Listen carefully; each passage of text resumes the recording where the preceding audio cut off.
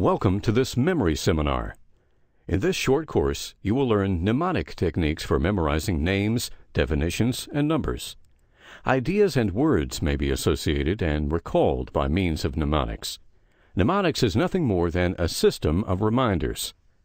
A common way of starting a memory seminar is to start with a pretest of memorizing 20 words. Participants are asked to try to remember 20 words without writing the words. A list of 20 words is slowly read. After hearing the words, participants are then asked to write the words in order. If you want to try the pretest and grade yourself, here are 20 words, but for this recorded version of the course, taking the pretest is optional. Here are the 20 words to memorize. Hat, hen, ham, hare, spelled H-A-R-E, hill, shoe, cow, hive, ape, woods, tide, tin, team, tire, hotel, dish, dog, dove, tub, nose. In a live seminar, participants would have a minute or two to write down the words that they can remember. Participants are usually lucky to remember half of the words and rarely in order. Occasionally, a participant who knows some mnemonic techniques does better, but by the end of the seminar, all participants will be able to remember nearly all 20 items in order by using mnemonic techniques. Most mnemonic techniques depend on developing a visual picture as a reminder. For example, do not picture the Eiffel Tower. What are you doing now? Picturing the Eiffel Tower. You probably will not be able to forget the Eiffel Tower. Nature has endowed one of your senses with a greater capacity for impressing the brain than any of the other senses.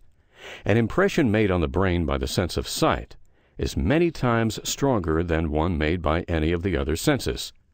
Most people consider themselves visual learners. Eye pictures are the most accurate of mental impressions. And because the mind has the ability to see pictures long after the disappearance of the original pictures that the real eye has made on the mind, we speak of the mind's eye, and of seeing in our mind's eye.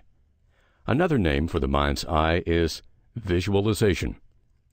In this course, you will learn how to visualize, to make mind's eye pictures at will. By using these mind pictures in a definite, systematic way, you will remember. In order to revive your impressions, you must make them strong enough for ready recall. There are 3 aids to make visual impressions strong enough to recall easily. The first aid is exaggeration. Exaggeration is mentally to enlarge or magnify the objects or incidents to more than their actual proportions. For instance, if you see a cow in a field, you will be more likely to hold the impression if your imagination makes you see the cow as large as an elephant. This idea is often used by cartoonists. You see it used in advertising. This is what you must do with your imagination. At times, be a cartoonist with the things you wish to remember. Enlarge them to unusual and unnatural proportions if necessary. The second aid is motion. The mind has always been strongly attracted to motion of every kind. Children like to see wheels go around. If you have a friend in a crowd, you can get his attention by waving your hand. Something moving in a store window will attract interest.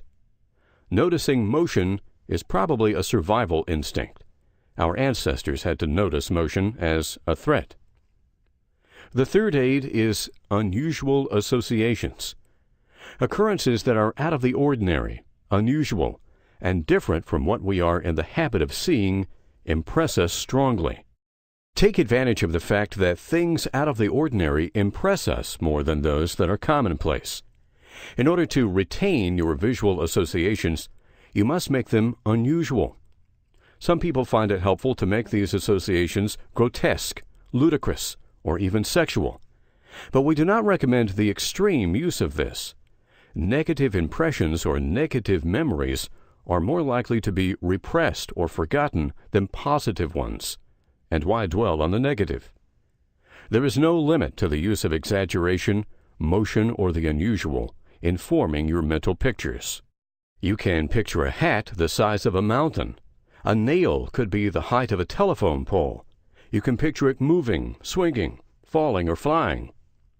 The first visual picture from our pretest is hat. Pay no attention to the letters H, A, and T, but see the visual image of the hat. Actually see this hat. Let it be a large, shiny, black hat. See it clearly. You can strengthen impressions by exaggerating the size of the hat. See it not in normal size, but 3 or 4 times as large. You can enlarge it to still greater proportions if you need to. You can see the hat the size of a house. You can also use motion. As you watch the hat, see it move up and down as if controlled by some hidden thread. You may see it blown about by the wind. See the hat in motion.